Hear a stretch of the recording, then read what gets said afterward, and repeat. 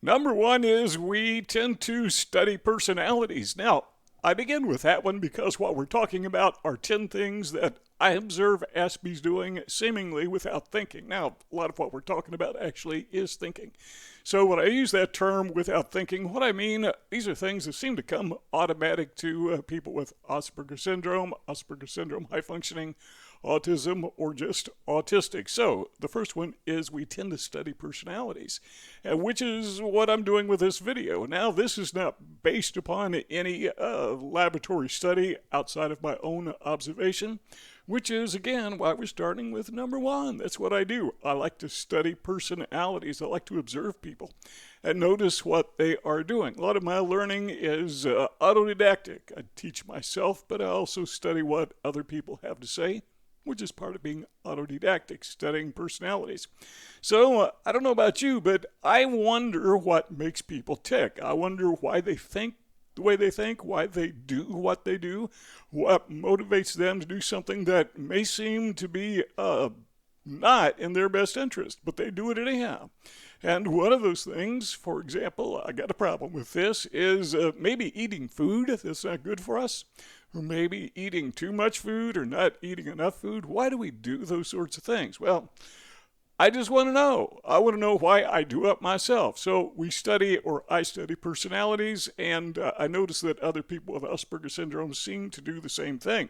Number two is we tend to be self-reflective. Now, as we go through these things, you might want to tell me which of these are on your checklist. Which of these are part of your personality inventory? You say, yeah, that's me. I study personalities, or yeah, I am very self-reflective, or maybe not. If this isn't part of who you are, let us know about that.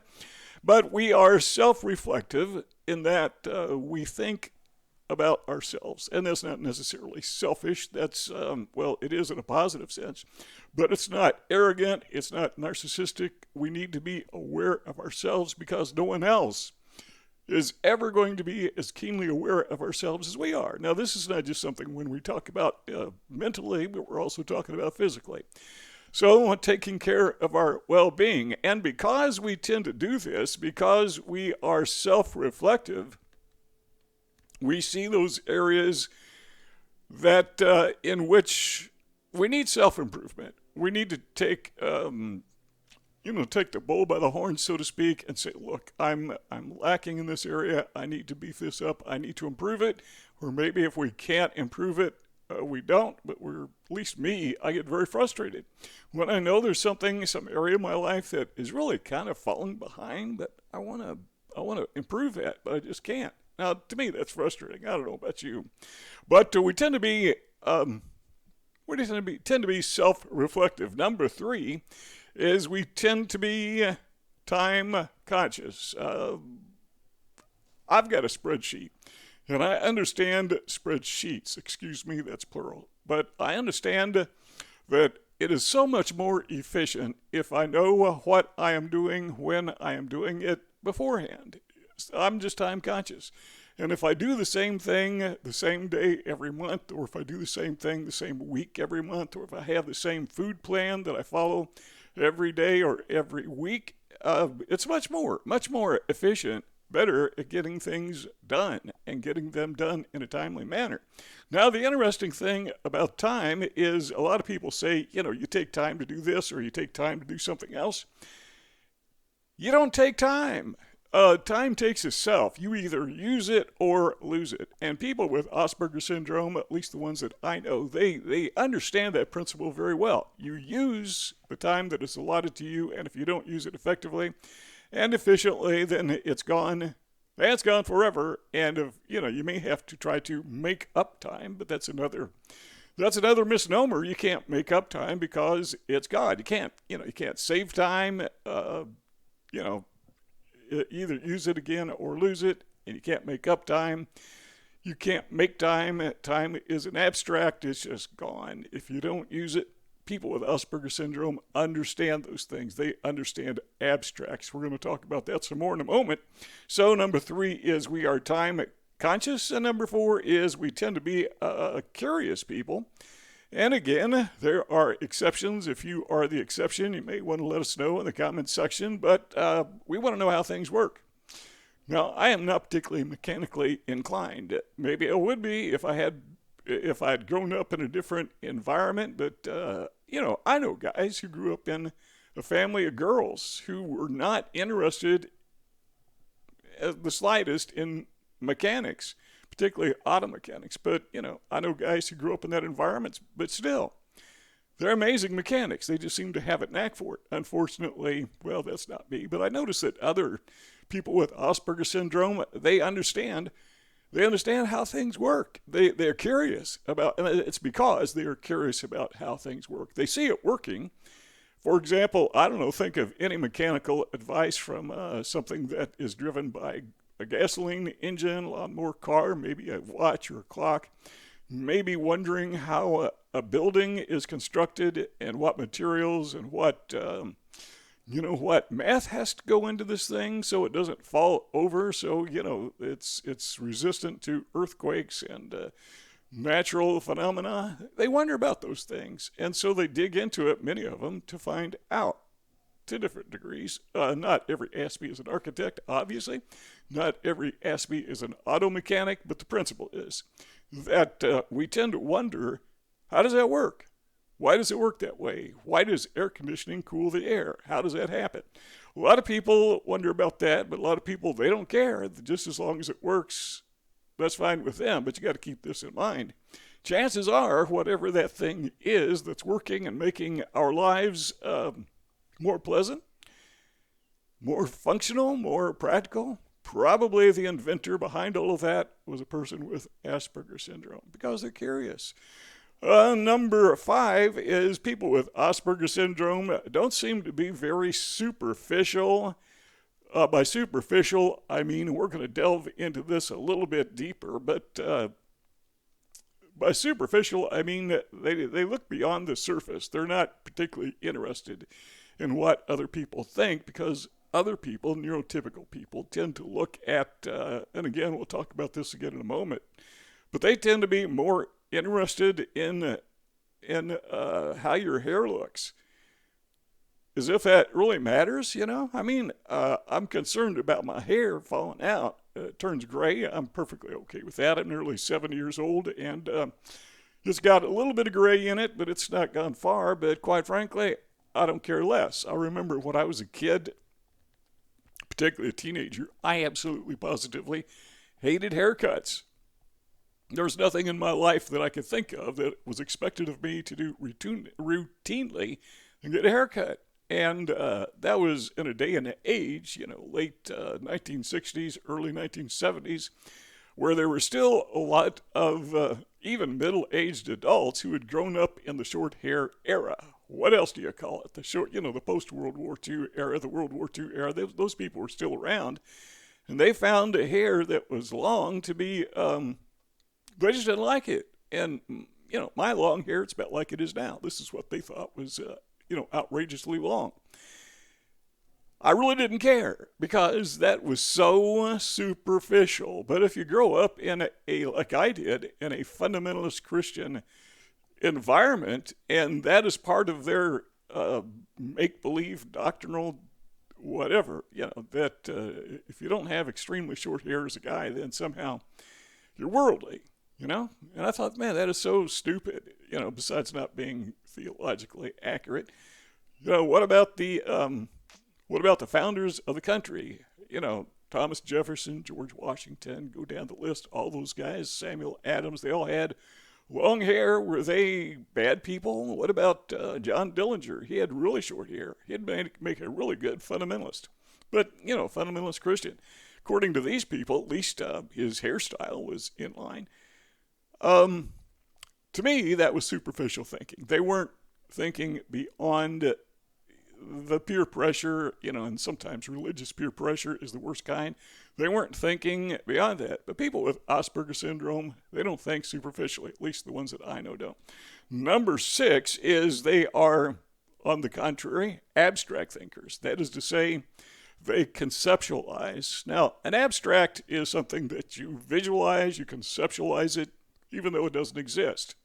So let's say, for example, that you want to build a new home.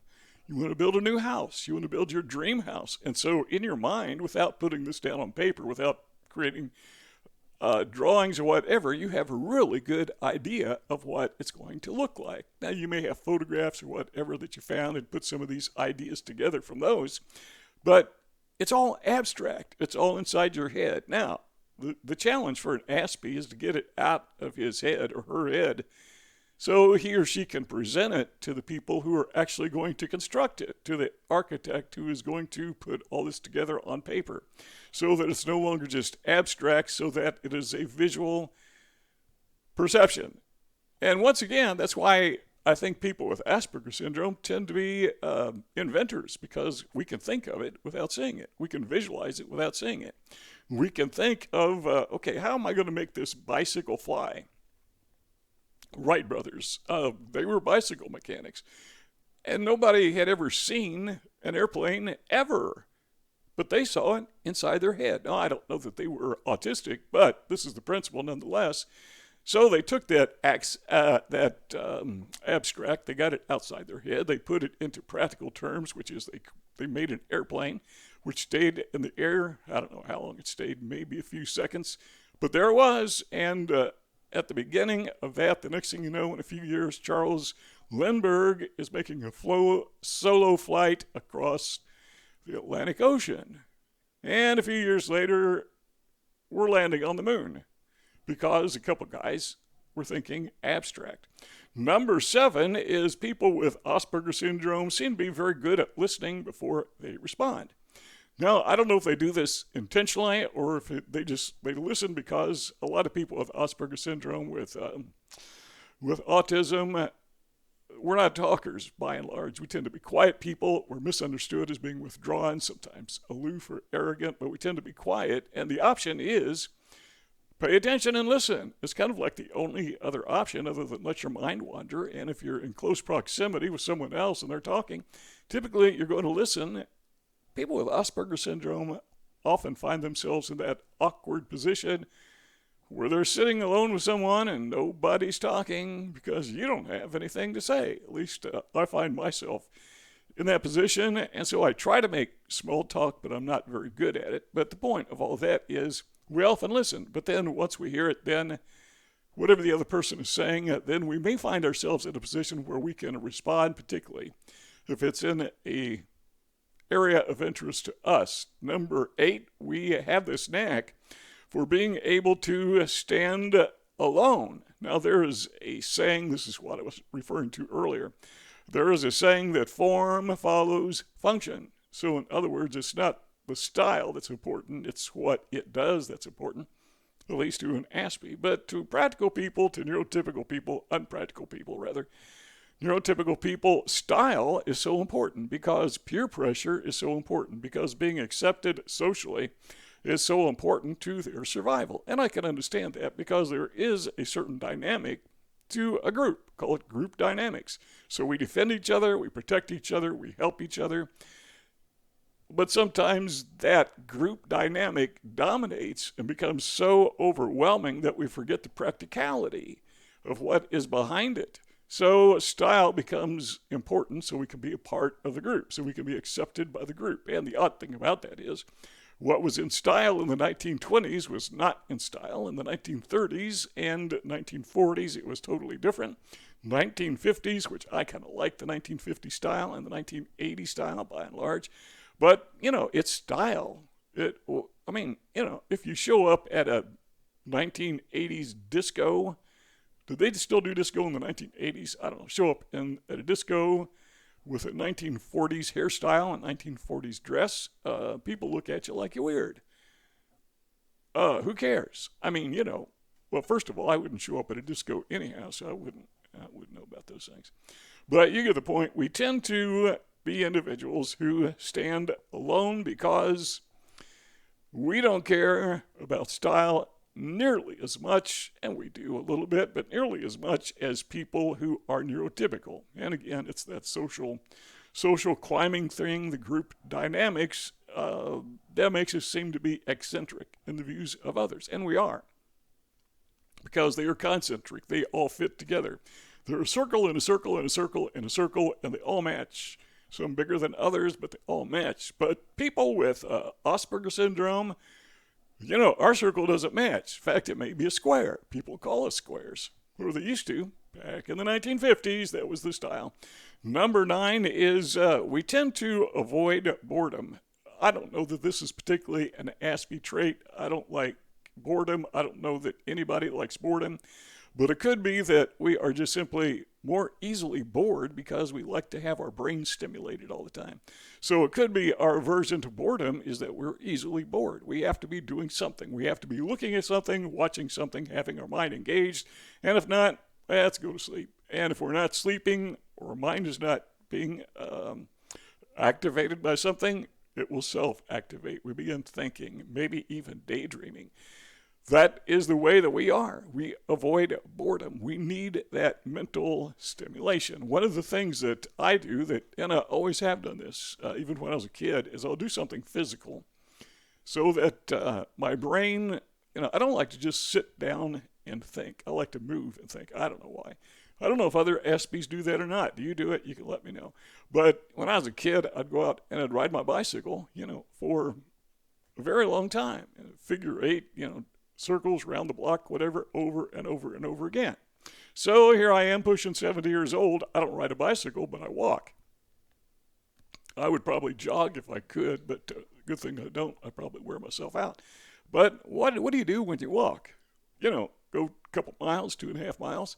You think. That's a way of engaging your brain. So your feet are moving and your brain is engaged, and a lot of the ideas for these videos that I make on this and other channels, where do I get those? Well, when I'm out walking. The brain is engaged. Number 10 is we learn by listening to others, also through experience. So I like to use the word autodidactic, self-taught, not all Aspies.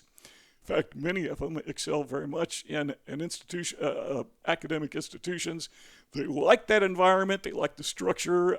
Personally, I never could function very well in that environment. I understood it, but I didn't understand it well enough because my mind, as we said earlier, seemed to be wandering all the time. But when it came time to take the test, at the end of the year, apparently I had absorbed enough just from being in the environment that I was able to pass all the tests and go from one grade to the next without any problem. But people with Asperger syndrome, if we're paying attention, people who are autistic, high-functioning autistics, tend to be more easily taught if they're paying attention. Okay, let's take somebody with low-functioning autism. A lot of times they know amazing facts. They could have a library of hundreds of books and they read all of them. They may have them memorized. I mean, that's extreme cases, but it's possible, So they're easily taught. You've seen people with extreme autism who they taught themselves to play the piano. I mean, they could hear a piece once and they play it. They're easily taught. You've heard about this guy that does pen and ink drawing. I can't remember his name, but he looks at the New York City skyline.